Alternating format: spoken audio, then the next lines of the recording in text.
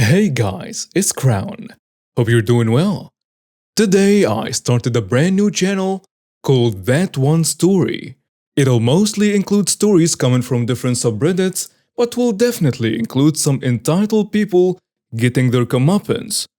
I'll leave the link in the description below, so please subscribe to the channel to listen to the latest stories, cause I'll make sure to post videos on a daily basis.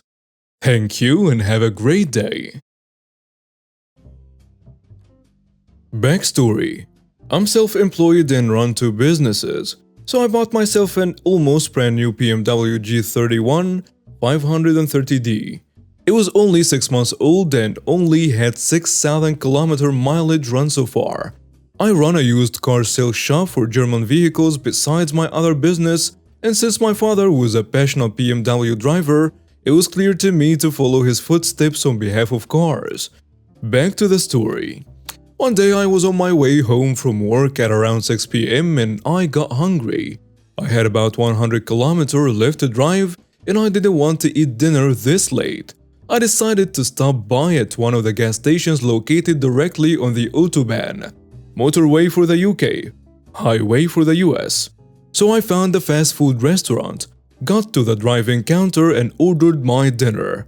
Nothing special so far. At this point in Germany, it wasn't allowed for fast food places to host any guests inside past 6 p.m. So I parked my car, opened the back door and sat down in the trunk to enjoy my fast food dinner.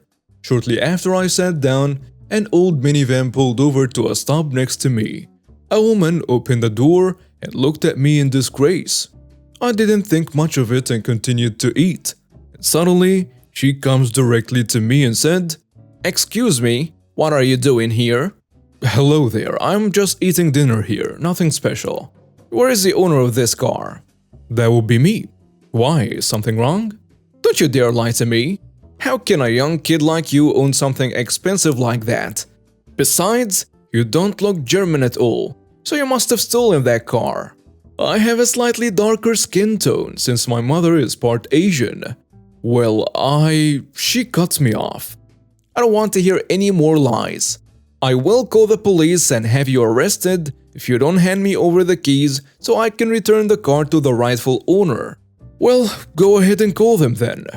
I really thought that she was joking, but she actually called the police. They arrived like 20 minutes later. A policewoman and a policeman got out of their car, which ironically was the same BMW model I drove, just in police colors. The policewoman came to me first and asked me if everything was fine and wanted an explanation of what happened here from my POV. So when I tried to begin to explain things to her, the entitled mother came over to us, pushed herself between me and the policewoman, and shouted at me for being a liar, even though I haven't said anything yet. "Why are you being so nice to him? He stole that car. He is surely not even old enough to drive a car anyway. Do not waste any time. Arrest him and hand me over the keys. I know the owner of the car and I will return it to him right now." "Ma'am, you have to calm down. I will not arrest someone because you tell me to do so. I will do my job and first ask him a few things, and then we will see what will happen. But for now, I'm asking you to step aside from my colleague and talk to him first." "Why should I talk to him?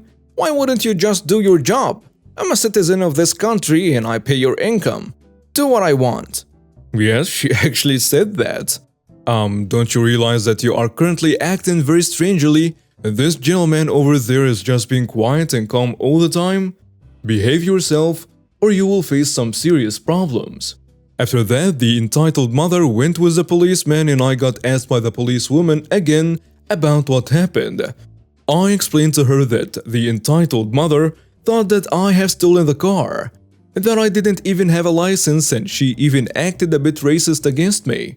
The policewoman was very friendly and asked for my documents such as ID, driving license, and my paperwork for the car. After I handed her everything, she went to the police car and checked everything. In the meantime, I just waited and played a bit on my phone. A couple of minutes later, she came back and said everything was fine, and asked me if I wanted to press charges against her for being racist. I declined since I really just wanted to eat dinner and drive home. Her colleague came over to me and they talked about the whole situation. It was very clear that the woman made false accusations against me and they told me I could leave if I want, since there is nothing wrong here with me. When I went to the back door of my car to close it, the entitled mother came to me again and tried to reach into my pockets and shouted, "Where are the keys? You don't deserve this car. I will take it from you, you foreign scum. Just go and steal another car and fool the police again." I really couldn't believe that someone would be that stupid and crazy in their head to do something like that. The police quickly handcuffed her and put her into their car.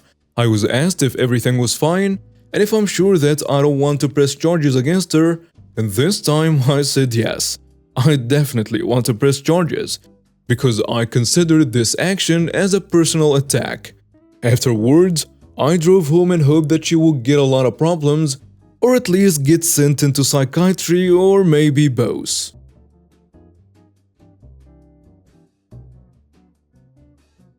Okay, so I'll start by saying this story is from about 5 years ago, and my therapist mentioned it passing as it was something I had spoken with her about years ago regarding my PTSD. I figured it's finally time to post this gem of a woman story. It's around 11 p.m. on a Saturday night and I'm sitting at home just getting ready to go to bed. I'm an on-call tow truck operator, and I figure I'll be going out early the next morning. Right as my head hit the pillow, my Nextel-style two-way radio shepherd and dispatcher goes, "Hey OP, are you still awake?" "Yeah, I'm up." "Good. We've got a one-car accident in the next town over. PD wants it expedited, so please hurry but be safe." And I'm out the door. After a roughly 20-minute drive, I'm headed out to the small town looking for the accident, and I see it. The coroner and the forensics vans parked in the road amongst a dozen squad cars. A typical one-car accident has one officer sitting with it for paperwork reasons with a tow operator. Obviously, I know things just got a lot darker than I had originally been told. Sparing the gory details, what had happened was 6 people had been in an SUV while driving drunk, and only the driver had a seat belt on. The vehicle swerved off the road, and the driver went to correct.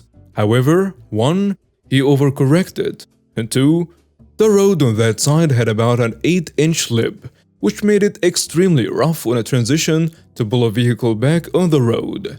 As it came back on the road, the driver fishtailed, trying to correct back in the other direction, and again overcorrecting. This sent the vehicle rolling down the road, in and out of the 4-foot drainage ditch next to the road. All 5 passengers were ejected and died on the scene. One of the passengers were trapped under the SUV that came to a rest in the drainage ditch on its roof. The other passengers were strewn across the roadway with sheets over them. I set up my Peterbilt rollback at a 70-degree angle across this 2-lane road and started to work with forensics and the coroner to remove the vehicle from the ditch, as well as to preserve as much evidence as possible.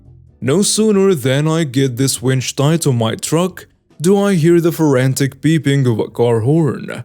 I turn around and directly behind me is a woman who looks to be in her early 40s who's now just holding the horn down, letting it play her non-stop as she's yelling out of her window. I ignored her and turned around to go back to this delicate job. I'm in the middle of wondering how Karen had gotten past the police roadblock that was roughly a third of a mile up the road at the nearest intersection to keep traffic out of the area. As I'm slowly maneuvering this 8,000 pounds vehicle from the roof onto its side, the honking stops. Maybe 8 seconds later I feel a hand grab my shoulder and attempt to spin me around. I'm 6'3", 280 pounds.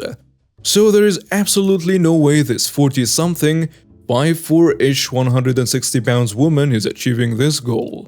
I let out a sigh as I stopped winching on the vehicle and looked at the sky with my eyes asking for the strength to not hit bump this lady.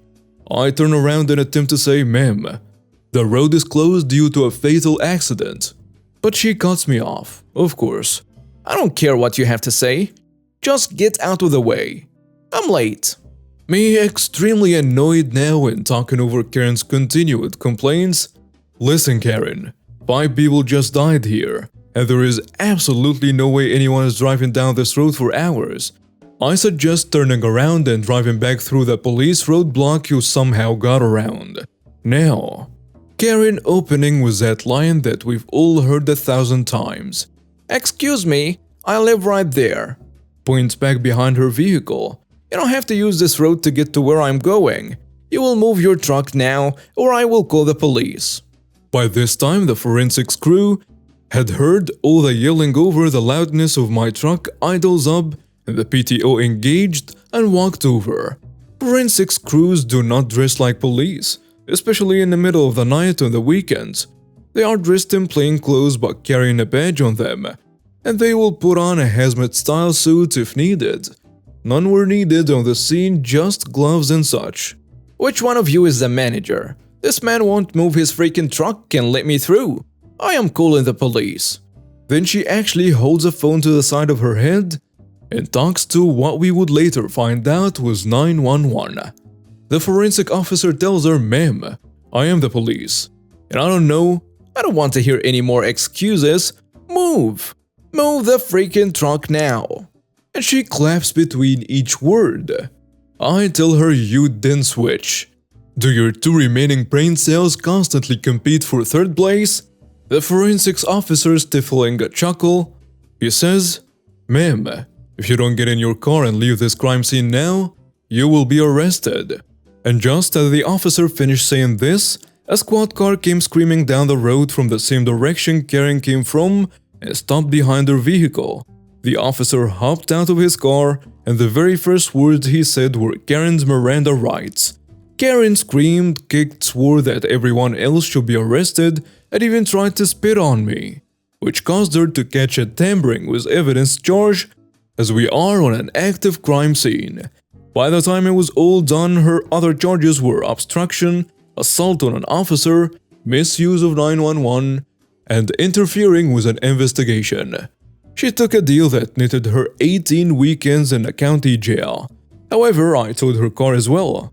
Monday morning, I met her husband, and he couldn't have been more embarrassed, as he apologized over and over as he paid me and then inspected the vehicle and signed off we didn't damage it. The impound cost roughly $600 as it was police initiated. After hours and storage, charges were $150 impound, $50 after hours, $52 a day storage, and $5 a mile each direction from our office. Our office was roughly 15 to 17 miles from there. Recently, 15 females started getting complaints on the paper round I work. I work a paper round for extra income, since I'm not 16 yet and legally in the UK cannot get a proper job. I've had it for 2 years. Lately though, about 2 months or so, I got a new house on a round and they have been nothing but a bane.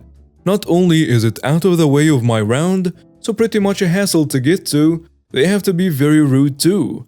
Lately my boss has been forgetting to put magazines into the papers, and they have constantly been complaining, resulting in me getting reprimanded.